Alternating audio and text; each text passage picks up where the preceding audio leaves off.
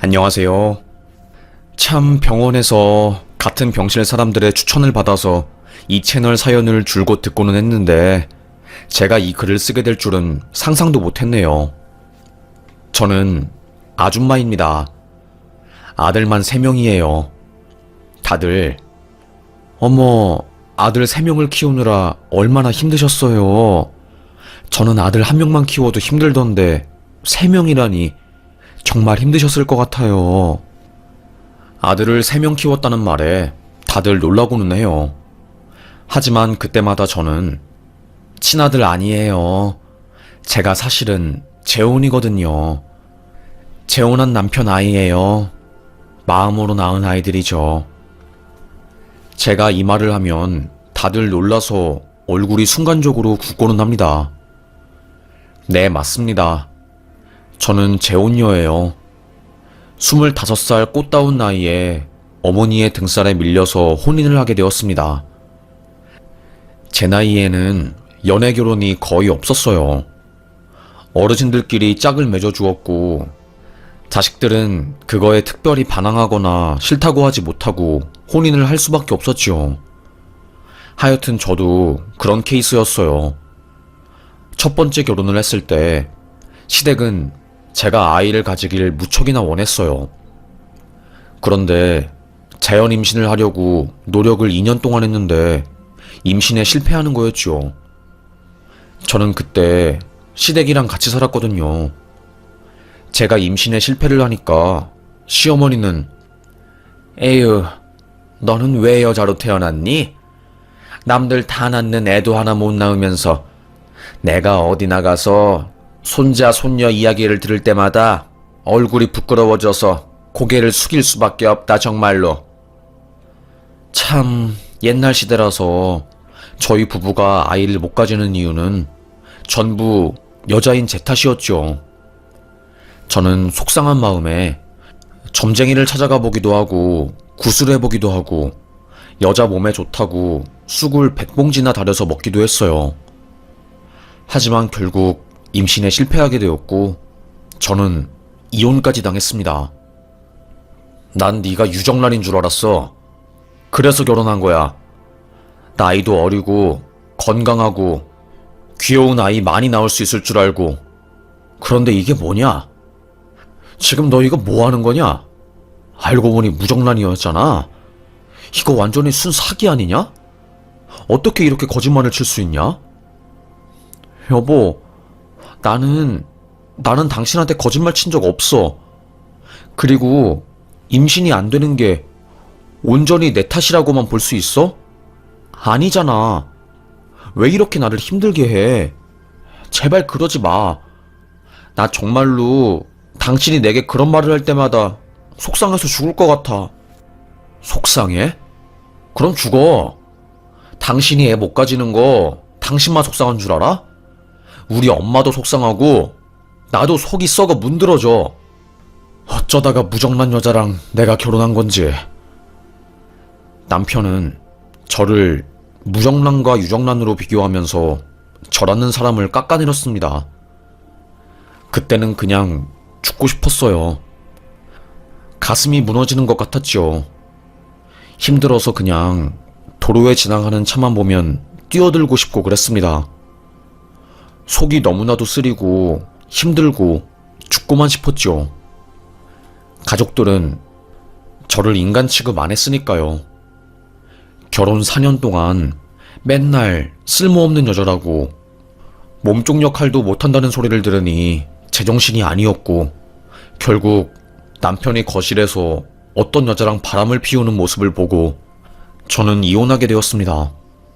남편은 그 당시 아주 뻔뻔하게 당신이 내 애를 못 가지니까 내가 다른 여자랑 하는데 뭐가 문제야? 불만이면 당신이 애를 가져보든가. 해도 너무한 거 아니야? 그렇게 말한다고 당신이 지금 하는 짓거리들이 정당화가 된다고 생각해? 야, 꺼져. 애도 못 가지는 여자가? 그렇게 저는 펑펑 울면서 친정집으로 도망갔고 결국 이혼했습니다. 아니, 어떻게 보면 이혼 당한 거지요. 바람 피운 여자에 대해서 고소를 하지도 못하고 위자료를 받지도 못하고 하나도 건드는 거 없이 도망치듯이 그 집에서 나갔으니까요. 친정엄마는 에휴, 그래도 내가 우리 집 밥숟가락 하나라도 덜려고 너를 부잣집에 시집 보냈더니 남들 다 가지는 애도 못 가지고 다시 집에 들어오니 이건 정말 집안 창피가 아니라 온 동네 창피다. 되려 저를 타박했습니다. 그게 얼마나 창피했는지 몰라요. 죽고 싶을 정도였어요. 내가 왜 이런 취급을 받아야 하는 것인지, 친정에서도 환영받지 못하고 시댁에서도 환영받지 못한 저는 아무런 가치가 없는 바보 같은 여자였습니다. 하루하루 살아가는 나날들이 저에게는 고통이었고 정말로 힘들었어요. 펑펑 울고 싶은 마음을 겨우 다잡고 살아갔지요. 그러다가 결국 저는 집을 나왔습니다. 아마도 제 안의 불덩이가, 가족들을 향한 원망의 불덩이가 저를 죽이게 만들 것 같아서 저는 제가 살기 위해서 집을 나왔던 것 같아요. 그렇게 집을 나온 이후로는 가출해서 노숙도 해보고 청소일도 해보고 별의 별일을 다 했습니다. 저는 심지어 배를 타기도 했어요. 뱃일을 하면서 험한 것도 겪고 참 힘들었지요. 그러다가 서울로 올라가서 파출부 일을 하다가 소장님이 참 미자 씨는 손도 고운데 파출부 일을 하기에는 참 아깝지. 얼굴도 곱상하고. 그러지 말고 내가 아는 회사가 있는데 거기서 좀 일해봐. 사람을 구하는 것 같더라고. 소장님의 배려 덕에 저는 현장에서 일하지 않고 회사에 들어가서 일을 하게 되었어요. 큰 일은 아니고 서류 같은 거 나오면 정리하고 그런 일이었죠. 작은 공장 같은 중소기업이었습니다. 거기 대표가 저랑 나이 차이가 많이 나지 않았어요. 그런데 저는 이제 그곳에서 오랫동안 일하고 싶었고, 그래서 대표님보다 더 일찍 나와서 일을 하고는 했습니다. 시키지도 않았는데 청소 일을 하니까 대표님이 아이고 참 감사하네요. 제가 대표이긴 하지만 정말로 제 자신이 부끄러워지는 것 같아요. 이렇게 주인의식을 가지고 일하시는데 다시 한번 저를 돌아보게 만드는 것 같네요. 참. 아닙니다. 그냥 저는 일하는 게 좋아요. 그 전에는 목욕탕 청소일도 해보고 배도 타봐서 지금 이렇게 여기서 일하는 것 자체가 참 행복하고 감사해요. 그래서 그냥 제가 하고 싶어서 그러는 거예요. 신경 쓰지 마셔요. 겸손도 하셔라. 이렇게 아침마다 대표와 저는 소소한 담소를 나누고 서로에 대한 이야기를 나누었습니다. 그러다가 저는 깜짝 놀랐어요. 어머, 대표님도 이혼하셨어요? 사실 저도 이혼했거든요. 저는 아내가 바람이 났습니다. 아들이 3명이 있는데 아들들 잘 돌보는 줄 알고 생활비도 넉넉하게 주고 그랬는데 알고 보니 애들 데리고 담배 연기 자욱한 도박장을 다녔더라고요. 현장을 제가 덮치고 아수라장되고 도박꾼들은 저 때문에 판 망쳤다고 저를 잡으러 오고 그 틈을 타서 도망치는 아내를 제가 뒤따라 잡으러 가고 하여튼 그랬네요. 결국에 이혼하고 지금 혼자 살고 있습니다. 미자 씨도 이혼한지 몰랐어요. 나이가 저랑 비슷해 보이기도 하고 겉으로는 너무나도 밝아 보여서 그런 상처가 있는지 차마 몰랐어요. 정말로 몰랐어요. 대표님도 이혼을 하신 분이라고 하니 그때부터 저는 대표님이 친근해 보이기도 하고 저희 둘은 뭔가 서로 통하는 게 있다는 생각에 급속도로 친해지게 되었습니다. 그때였을 거예요. 서로를 연애 상대로 본 때가요. 그렇게 저희는 서로에게 스며들었고 3년 동안 교제를 하게 되었습니다. 그리고 재혼하게 되었어요. 저는 새 아이의 엄마가 된 것이었죠.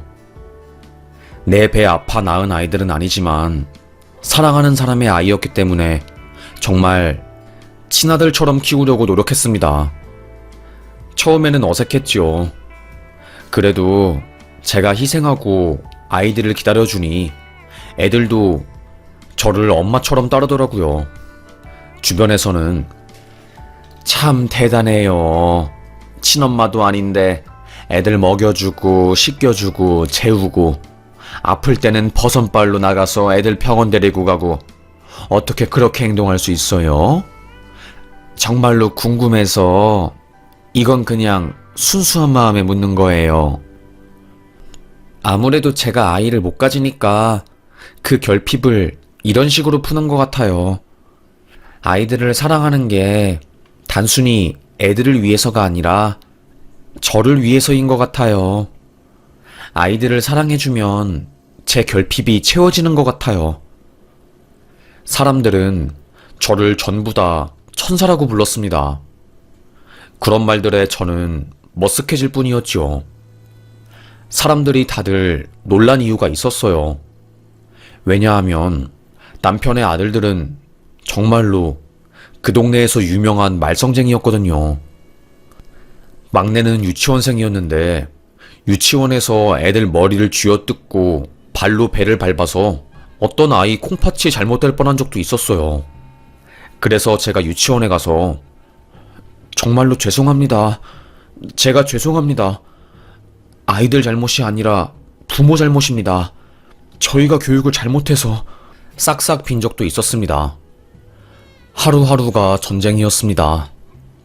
친엄마도 아이 못 키우겠다고 도망간 것을 재혼녀인 제가 피 한 방울 안 섞인 제가 거두어 주었으니까요.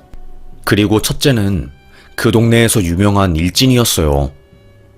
저는 그때만 해도 일진이 뭔지도 몰랐습니다. 시골에서 자랐고 뭐 제가 어릴 때는 다들 사이좋게 지냈으니까요. 그런데 서울 일진은 다르더라고요.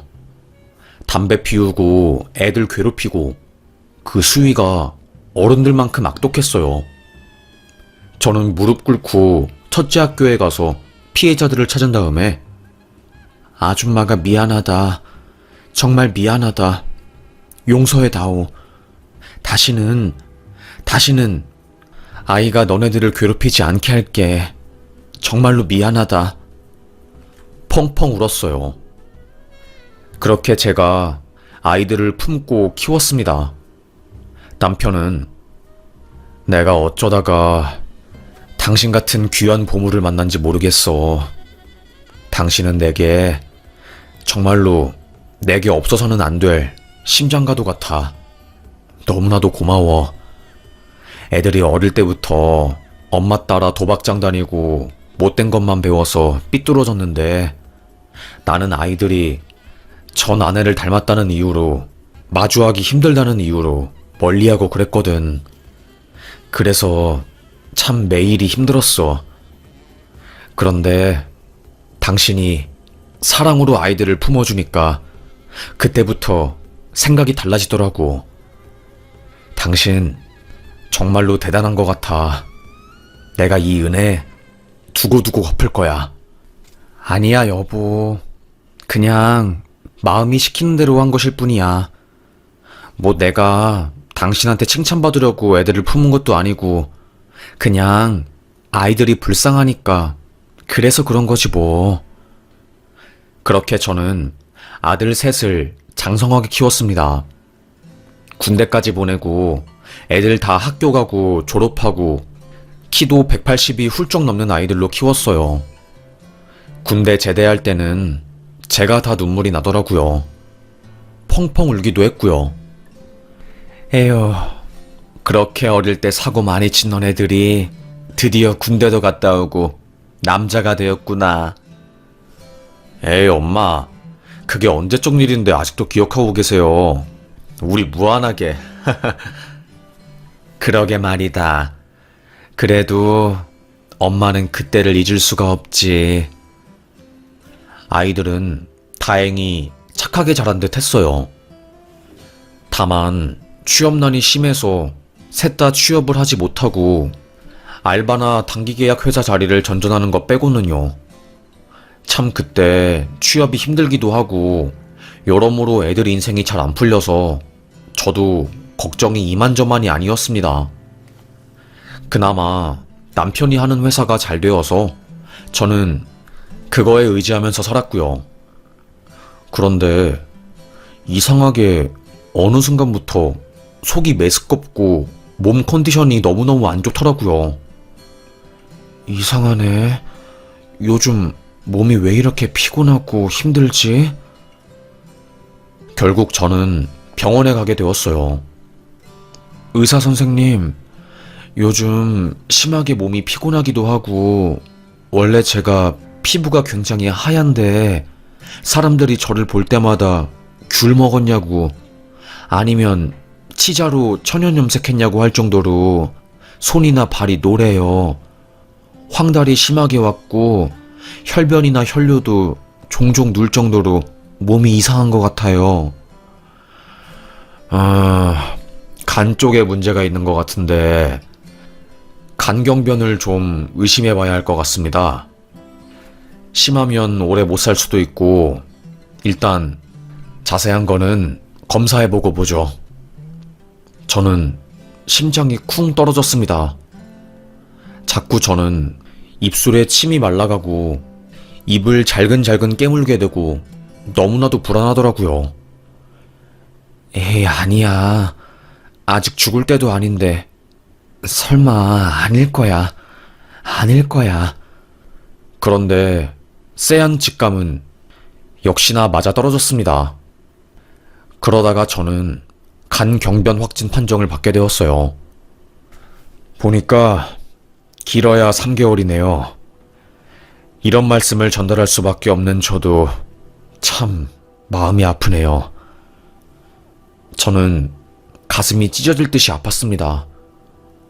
어떻게 이럴 수가 있지? 나는 아직 세상을 제대로 즐기지도 못하고 평생 일만 하고 아이들만 키우고 그랬는데 이제 좀 애들 다 키우고 내 인생 살려고 했는데 내가 시한부라니. 저는 펑펑 울었던 것 같아요. 서럽더라고요. 참, 우리 나이대 사람들이 다 그렇듯이 자신을 위해서 사는 것보다는 가족이나 자식들을 위해서 희생하는 삶을 무척이나 많이 했잖아요. 저도 그 중에 한 사람이었죠. 내 인생은 버리고 가족들이나 자식들 인생을 챙기다가 세월 다 보내고 내 몸 아파 보니까 주변에 아무도 없고 헛짓거리한 것 같고 참 별의별 생각이 다 들면서 심지어는 우울하기까지 하더라고요. 그저 하염없이 눈물이 나고 하여튼 그런 상황이었습니다. 하루하루 사는 게 지옥 같았어요. 이걸 어떻게 하지? 안 그래도 애들이 알면 취준생인데 심적으로 힘들 것 같고 아이 아빠한테 말하자니 아이 아빠는 나 따라서 죽을 거라고 할 것 같은데 저는 이러지도 못하고 저러지도 못하고 집에서 세월을 보냈습니다. 그런데 참 계속 걱정을 하다 보니까 살도 쭉 빠지더라고요. 남편이 당신 요즘 왜 이렇게 살이 빠졌어? 대체 무슨 일이야? 고민이라도 있어? 무슨 일이 있으면 숨기지 말고 항상 나한테 고민 털어놔야지. 저는 남편의 말에 아무 말도 하지 못했습니다.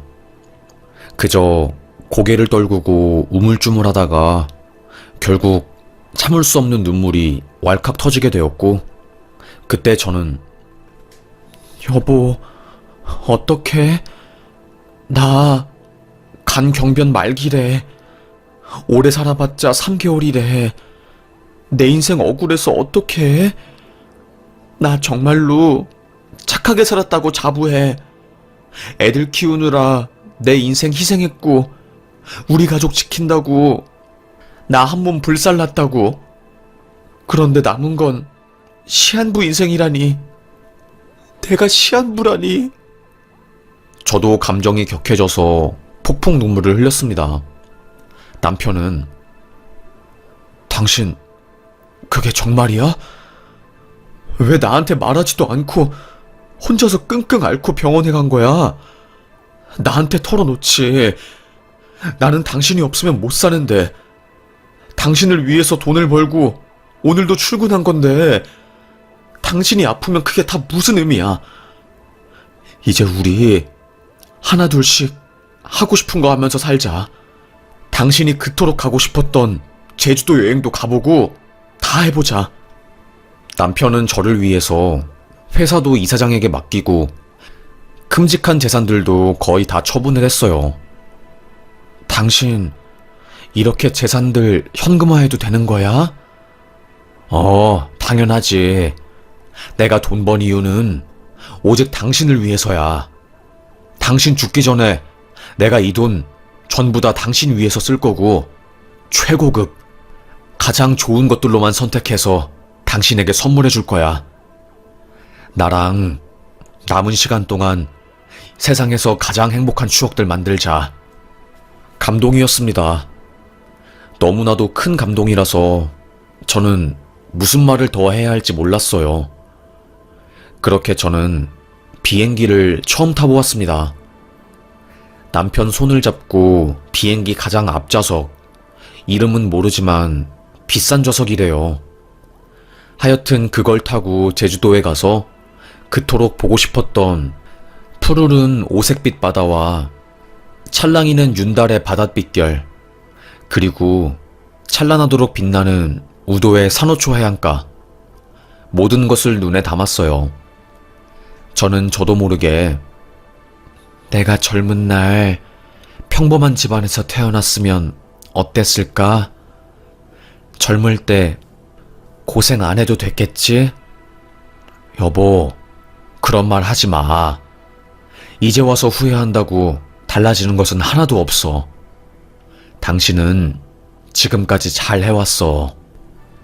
그렇게 저는 남편과 손을 꼭 잡고 제가 하고 싶은 것들을 하나 둘씩 다 했습니다. 그런데 새 아들도 눈치를 챈 모양이더라고요. 갑자기 아버지가 재산을 다 팔고 현금화를 하고 엄마와 여행을 가니까 지네들도 뭔가 이상하다 생각한 거였지요. 결국 남편이 아들들에게 니네 엄마 시한부다. 이제 얼마 안 남았어. 라고 한 거였어요. 애들은 엄청 놀랐지요. 제 앞에서 애들이 울기도 하고 막 땅을 치기도 하고 그랬어요. 자식들의 그런 모습을 보니까 내가 그래도 아이들을 거두어 키우길 참 잘했다 싶더라고요. 그런데 앞불사 그 생각도 오래가지 못했습니다. 새 아이들이 저희 집에 오게 되었어요. 엄마 곁에서 좀 있겠다고 하면서요. 그런데 걔네들이 술을 마신다고 양주를 사와서 지네 방에서 잔뜩 마시다가 술에 잔뜩 취한 거였습니다. 저는 잠든 애들한테 이불을 덮어주고 안방에 남편과 함께 들어가 자고 있었어요. 그런데 다시 아이들이 깨서 술판을 벌이고 술에 취해서 진심을 말한 거였습니다. 저희 부부가 있다는 것을 망각했나 봐요. 야, 어차피 엄마 죽으면 잘 된 거지. 내가 그 아줌마 때문에 학교 생활도 겁나 눈치 보면서 하고 힘든 부분이 한두 개가 아니었어. 그리고 아줌마가 죽어야지 우리가 재산을 많이 불려왔지. 안 그러냐? 그렇지, 그거 맞지.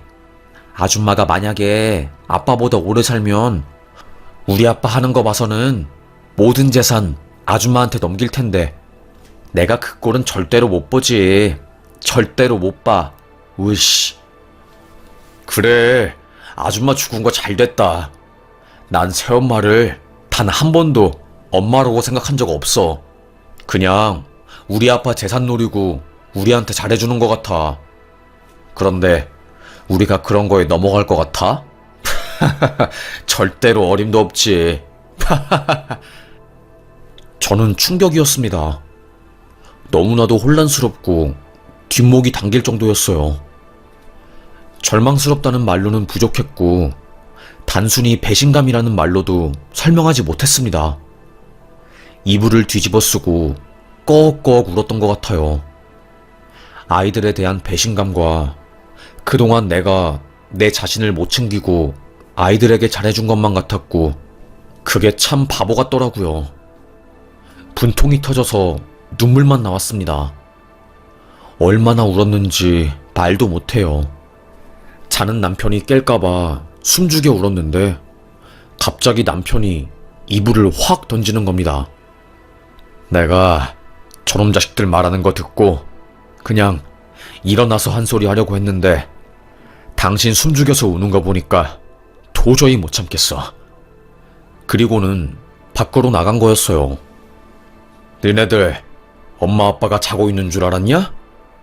내가 피땀 흘려서 돈 벌고 니네 엄마가 학교 가서 무릎까지 꿇을 정도로 너네한테 최선을 다했는데 대체 지금 이게 뭐 하는 짓이냐?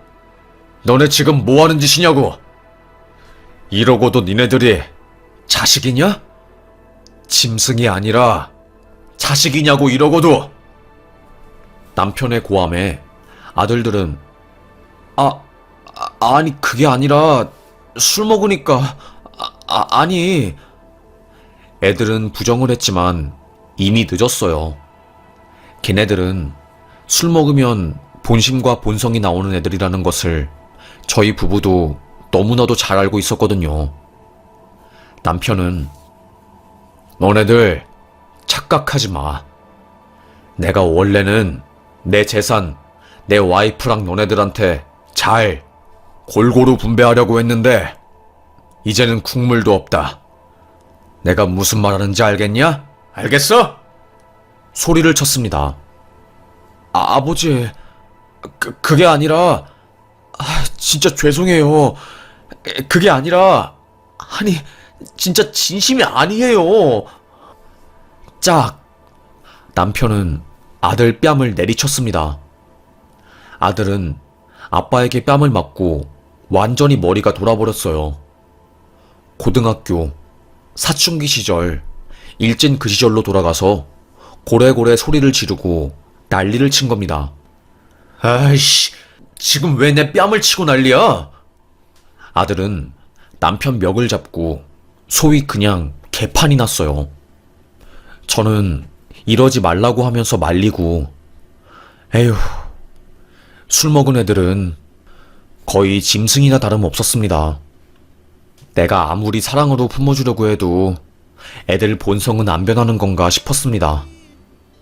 그렇게 애들은 저희 집에서 나갔고 저와 남편은 폭풍우가 한번 지나가고 엉망이 된 집을 그저 바라만 봤습니다. 그리고 며칠 뒤 처음 진단했던 병원에서 온 긴급한 전화. 검사 결과에 이상이 있어서 급하게 병원에 내원해 주시길 바랍니다. 급하니까 빨리 와주세요. 저는 처음에 무슨 보이스피싱인 줄 알았어요. 병원에서 전화가 와서 깜짝 놀랐지요. 남편에게 이 사실을 말하고 같이 차를 타고 병원에 갔습니다. 그리고 저는 처음에 저를 진단해준 주치의를 만났어요. 주치의는 저를 보자마자 죄송합니다. 죄송합니다. 네? 왜 죄송해요, 저에게? 의사 선생님, 무슨 문제가 있나요? 설마 3개월 시한부인 제가 한 달밖에 남지 않았다는 그런 말 하려고 하시는 건 아니시죠? 그런 말이라면 저는 별로 듣고 싶지 않아요. 그냥 안 듣고 나갈게요. 죄송합니다. 제가 남편의 손을 잡고 밖으로 나가려고 하는 그 순간 갑자기 의사가 그게 아니고 시한부는 오진이었습니다. 죄송합니다. 저는 처음에 화가 났어요. 지금 저랑 장난하시는 거 아니죠? 오진이라니요. 그게 무슨 말씀이세요? 환자분 혈액검사에서 혈분 내 철분이 기준치 이상으로 훨씬 더 많은 것을 보고 제가 간경화라는 판단을 내렸습니다.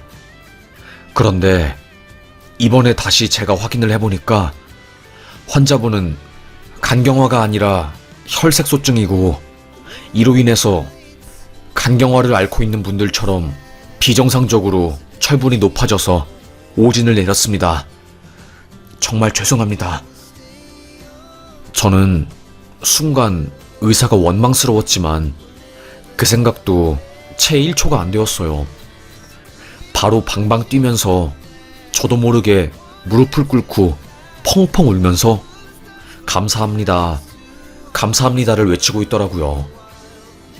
와, 정말로 남편도 그때 제 손을 꼭 붙잡고 펑펑 울었고 저도 마찬가지였습니다. 그냥 하염없이 눈물만 나더라고요.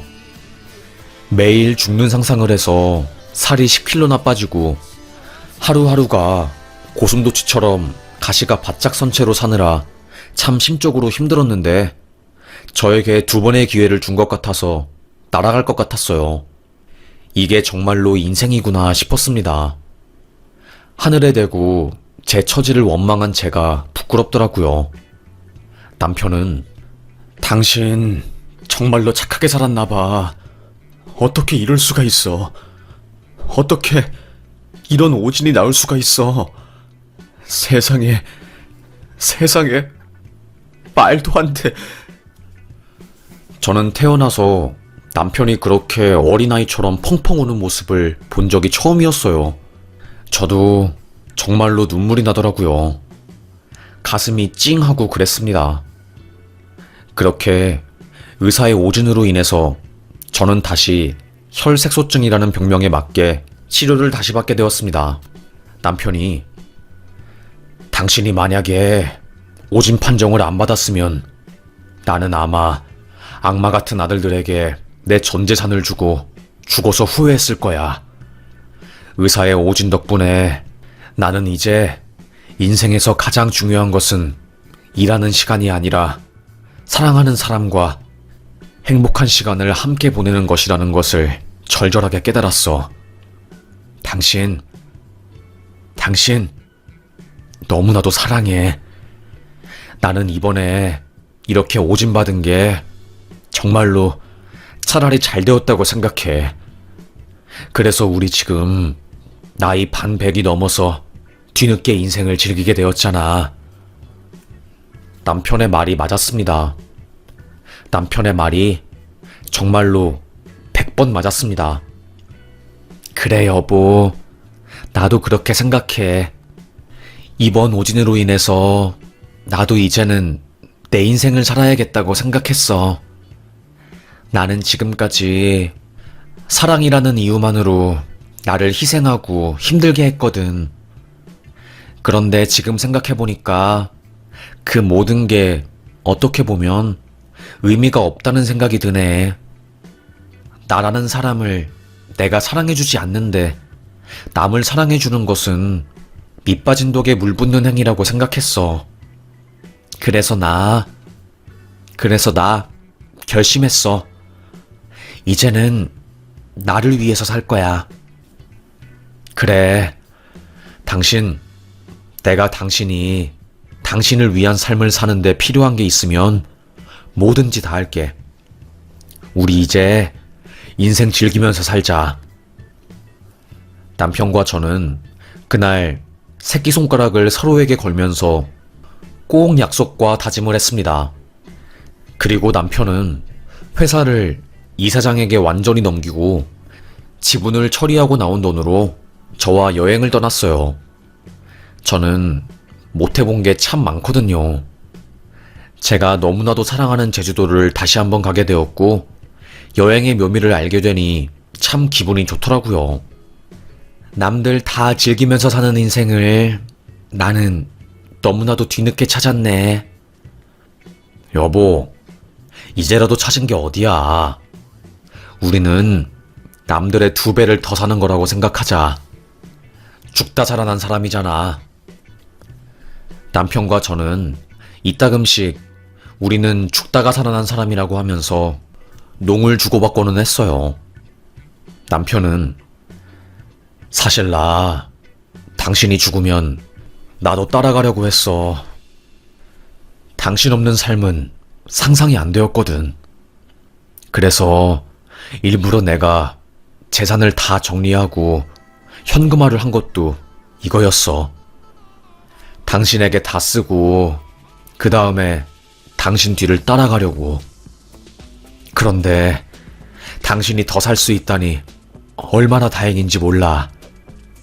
내가 이거 하나만은 무조건 약속할게.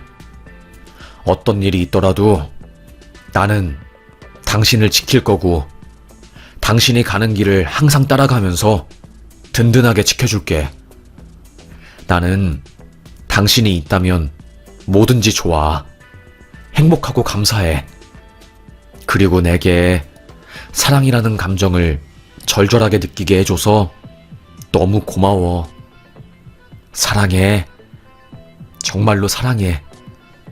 아이를 못 낳는다고 사람 취급도 못 당하던 제가 20년간 키운 4배 낳아서 키운 것도 아니고 거두어준 아이들에게 배신을 당하던 제가 한 사람에게 너무나도 크고 중요한 사람이라고 느껴지니 정말로 감사하고 또 감사하더라고요. 저도 남편에게 말했습니다. 세상 어디에서도, 친정에서도, 시댁에서도 환영받지 못해 서울로 도망치듯이 뛰쳐나온 내게 사람답게 살게 해준 사람이 바로 당신이야. 나도 당신에게 최선을 다할 거야. 내가 할 수 있는 모든 것들을 다하면서 당신에게 최선을 다할 거야. 우리 정말로 검은 머리 팥불이 될 때까지 행복하게 살자. 그날 저와 남편은 뜨거운 포옹을 하면서 서로의 눈을 바라보았고 진심 어린 감정들을 나누면서 서로에 대한 믿음을 굳건히 했습니다. 내가 어떤 일이 있어도 이 사람은 내게 올 것이라는 그 믿음이 생기니 세상 두려울 게 없더라고요. 그렇게 저와 남편은 오진 판정을 받은 이후에 세계 곳곳을 돌아다니면서 여행을 하고 있습니다. 죽고 싶은 적도 참 많았지만 세상이 이토록 아름다운 곳이라는 것을 알게 된 후로 이제는 더 이상 죽고 싶다는 생각이 안 드네요. 어찌 보면 제 마음이 위로가 되는 듯 합니다. 죽지 않고 살았으니 늙은 나이여도 이런 아름다운 곳을 볼 수 있게 되었다고요. 그리고 자식놈들은 더 이상 연락하지 않습니다. 나중에 들어보니 뭐 어정쩡한 곳에 취업해서 지 밥벌이는 하고 있다고 하는데 부모의 그늘을 벗어난 삶이 얼마나 고독하고 힘든지 그들도 알게 되겠지요. 그리고 결혼하고 자식 키우면 제 마음도 좀 알고 그러면 진심으로 반성하지 않을까 싶습니다. 참, 그래도 누군가를 미워하는 것은 제 안에 뜨거운 불덩이를 가지고 있는 것과 같았기에 저는 자식들을 미워하기보다는 그냥 받아들이려고 합니다. 세상에는 다양한 사람들이 있고 내 머리로는 도저히 이해가 안 되는 사람들이 질비하니까요. 저는 분노를 품고 살 수 없는 사람이거든요. 그래서 이렇게 생각하는 게 제 속이 편하네요. 그럼 저는 사연 여기서 마무리하겠습니다. 제 이야기 들어주셔서 정말 감사합니다.